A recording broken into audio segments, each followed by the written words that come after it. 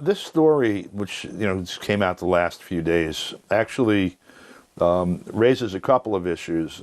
First, it's based on a request for proposal that was issued by the Homeland Security for the software that would do these things, and some sort of a computer system that would help identify journalists, sort of parse the content and categorize it in one fashion or another, weight it according to whatever values they wanted to add to it, favorable to the administration, favorable to the Pentagon, whatever they want to input into it, and it's supposed to be able to respond quickly and reassess the whole database very quickly. So that's what this story is actually about. I'm not so sure that this particular request for proposals is inventing some new device that isn't already in use and has been for 15 or 20 years. We had during the Bush administration the announcement of their chasing the concept of total information management. They were going to know everything and control the narrative everywhere, which implies, of course, knowing exactly what each reporter is saying, how that measures on either an ideological scale or some scale that baselines against the policies that they'd like to implement, and whether this is something that would be favorable to that policy being implemented or something that might be an impediment. So, the story, it's Trump, so it's it's scary, and it's another example that he's trying to be Goebbels on steroids or something, and but I'm not so certain that. I mean, first of all, what it actually is just based on an RFP, on a request for proposals for this computer system, and I'm fairly certain that they have this kind of mechanism operating already. Certainly, looking across the media, the journalists in corporate media in the United States believe that they have it, because not one of them will raise certain questions with respect to U.S. policy. That's been true since the last George Bush was, the first George Bush was in the presidency, during the Clinton administration, during the second Bush administration, the Obama administration. The administration says, that guy's a bad guy, he's killing his own people, he's a threat to the peace, we have to go blow up his country. You don't see any journalists contradict that. So somewhere, the journalists already know that they're being watched, and that there's some things they can say and some things they can't say. So I don't know what Trump could possibly add to that. Any other details, like deep in this, like the view of Trump, why he want to do that? Well, okay. You've had a very unusual situation with this particular president. First of all, he's actually a creature of the media. I mean, people think of Donald Trump as a developer, real estate magnate, whatever. But in fact, he is a brand that is a creature of the media. He would get placed, he comes out of a real estate background. His father was a developer and a landlord. He went into real estate development when he was younger. But what he did was make a brand name out of himself. He would get placed in Hollywood movies, for example. He would do a walk-on. Donald Trump is at this party at the president's house. Donald Trump is on the golf course when, the Russian prime minister comes by. Donald Trump happens to be walking through when the mermaid comes through the movie, whatever it is. And so he became very well known because of this media strategy that he had, which he then turned around and used to make an actual product for the real estate business. That is, putting his name on big buildings. We saw it here in Westchester County, for example, in White Plains. In the early part of the 2000s, there was a local developer, a regional developer, built 2 huge apartment towers in downtown White Plains. And it turned out that he built more apartments than the market could absorb, and he started to have problems selling them as he went through the project. Well, he turned around, he hired Trump's name, slapped Trump's name on the second tower. The prices went up 15%, and it sold out within a month. It's value added. That is essentially what he's traded in. So he's a creature of the media. Then he runs for president. And at first, he's actually taken seriously as a candidate, even though he has no background in government, because he's a media creature. When you talk about Trump on CNN, people tune in. So he parlayed that into victory in the primaries. He started to say things as a candidate that no one had uttered in decades. For example, he would said that NATO might be obsolete. That he said we should not do the policy of regime change anymore. The war on Iraq was a mistake. The war in Syria is a mistake. The war in Libya was a mistake. Do we need to be enemies with Russia and China? Can't we make money to all kinds of heresies, he said. Now, normally, I mean, all Howard Dean had to do, for example, was say he was kind of against the war and then scream once, and the media buried him in 3 days. Trump, they tried to bury, and they noticed that no one watched the news anymore when they weren't covering him. And so within a very short period of time, they started covering it and tried very hard to reposition it. They couldn't. He knows how, his people knew how to manipulate this, and he's president now. It's a different relationship that he's had during his entire campaign. The four networks, I guess, CBS, NBC, ABC, Fox, also MSNBC, CNN, and Fox News, the cable outlets, New York Times, Washington Post, LA Times, pretty much the entire corporate media in the United States painted the most horrible caricature of who Trump was, which he played even, to the hilt. They would accuse him of saying something outrageous. He would turn around and say something more outrageous, and he won. And so they've had either a comeuppance, or they think they have to continue that game until they finally win. And in other words, there's a real power struggle going on where the media has been a kingmaker forever, and then one of its own creatures sort of took that power away from them, and they are in a struggle, in a sense, for their own survival with him over it. That's kind of the way I see this. Wow. Okay. This is good.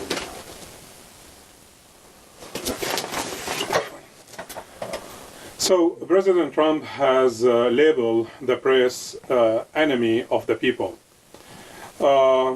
Journalists across and often called anything critical of him or his administration fake news.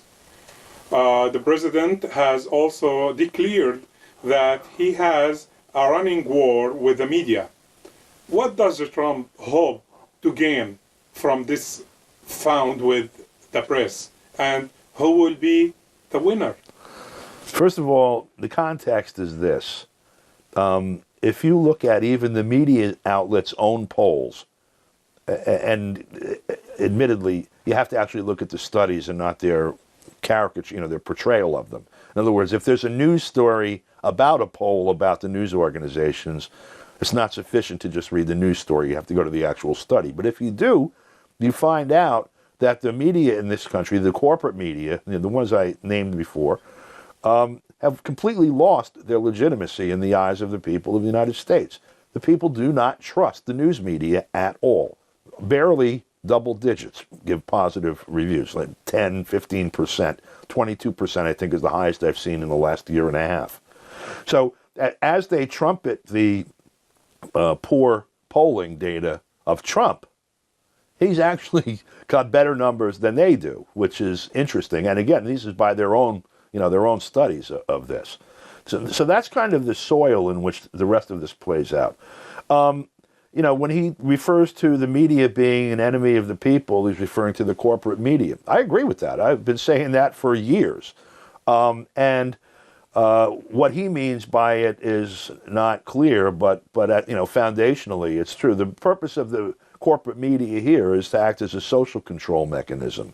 It's to keep people from knowing how the society operates and from being able to impact policy.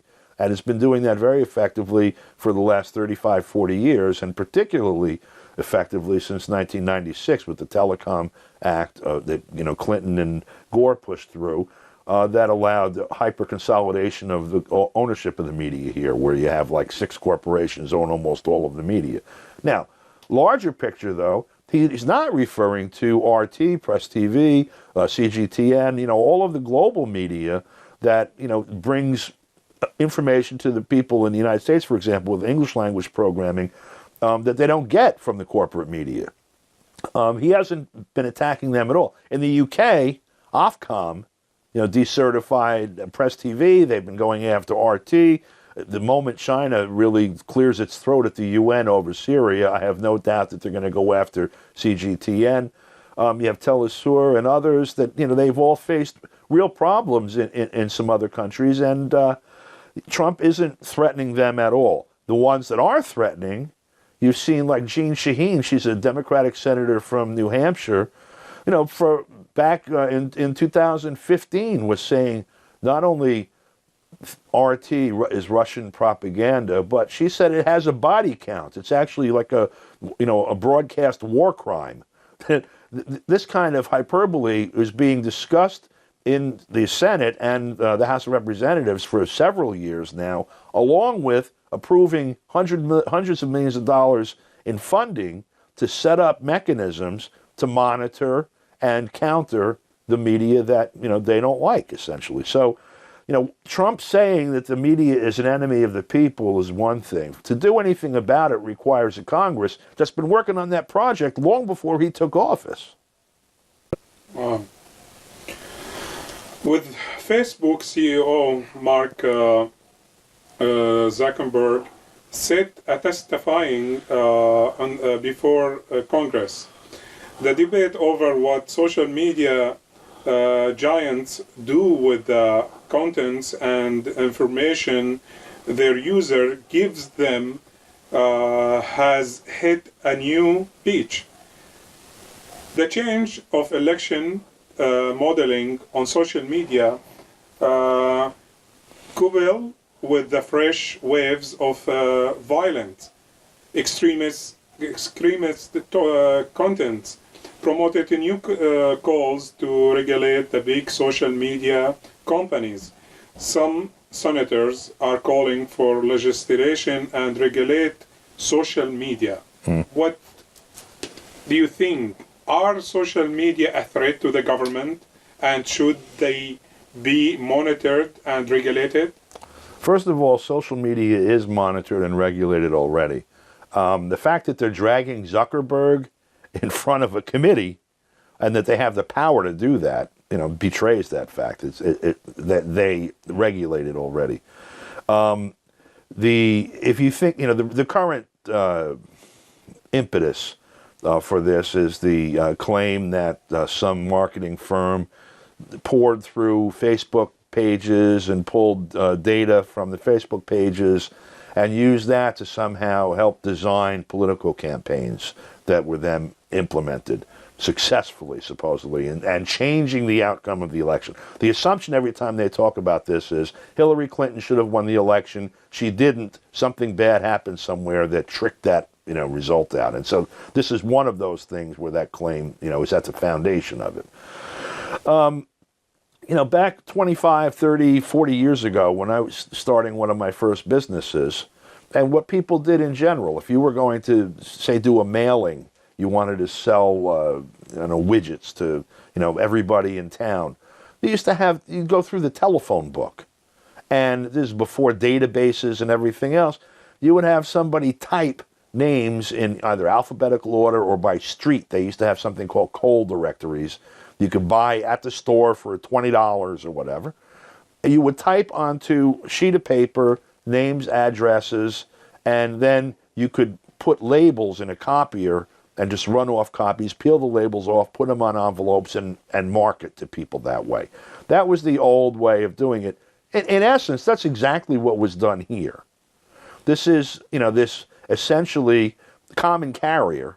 Here's a public space where people hold out their information. Here's my name. Here's my picture. Here's the cake I made for lunch yesterday. I love my mommy. She's a Scorpio. She's 48 years old. She's of Italian background. Here's her DNA test results. Whatever. People hold this out so that people come by and see it. If it's public, it's available to someone like this firm to review and to collate. And that's apparently what happened.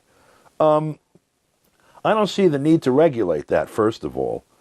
Secondly, though, at the foundation is an acknowledgement that this new structure, these new entities, Facebook and Twitter and such, are new ways of people organizing themselves, and consequently there are new ways of reaching people for a political campaign, or for the people themselves to reach each other for political campaign as well. You know, when people were moving from the cities to the suburbs, for example, and you know, before you and I would live in an apartment across the hall from each other, and now you and I live a half a mile away on a country road, the way we used to organize politically changed with that as well. There was not an economic impact statement or an environmental impact statement or a review by Congress then of, wow, well, if we have changing housing patterns, is that going to mean that Hillary Clinton can't win the election? And that's kind of what's going on now. It seems that there's an assumption that the political output should be, you know, within a particular, you know, confine, and that anything that upsets that necessarily can be regulated by the government. Which means, in essence, you have a bunch of government officials saying, no matter what anyone invents, anything that threatens our position as the government, in other words, where you might get elected instead of me, no good, we're going to regulate that so that it's not possible. That's what's going on right now. Wow. Is it that not an example of how the internets and the interest of the nation state clash with those of the market? Well, you have across the board all kinds of contradictions between state, nation state, whatever form of you know, state power exists, and economic power. You know, in some places, you know, the state is itself a creature of the economic power overtly. In other words, you know, the rich guys just say, you know, look, here's the state we're going to set up. Its purpose is to make sure that we stay the rich guys and the rest of you all keep working for us and shut up. That is, you know, if you were going to take Marx down to, you know, its essence and express it in crude terms, that's kind of what he says. You know, the economic activity is the primary determinant of everything else that follows. That's the actual physical human activity. And so everything else is, you know, going to shake out more or less in a way that facilitates it, or that it allows the most powerful forces in the economy to express themselves throughout the society.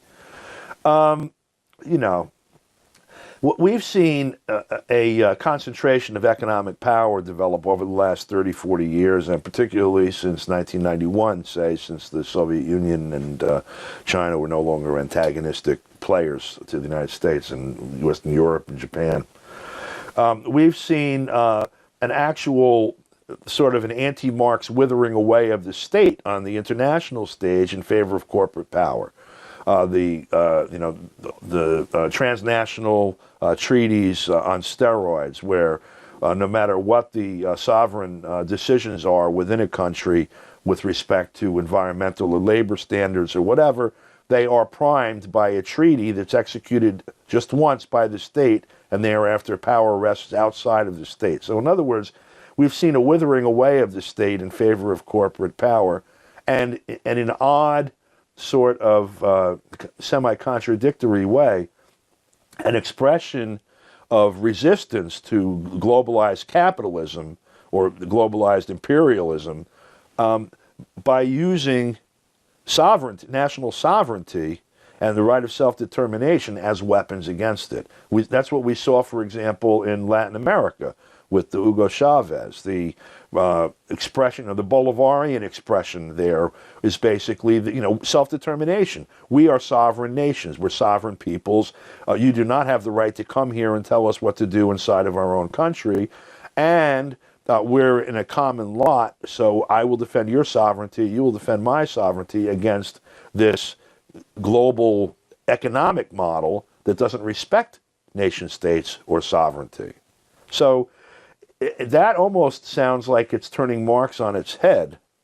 But if you look at the actual developments that have happened on the ground, it makes perfect sense. And so even someone like Steve Bannon, for example, when they talk about economic nationalism, you have to look at it in that context. That it's not being posited against other nation states primarily, but against transnational capital.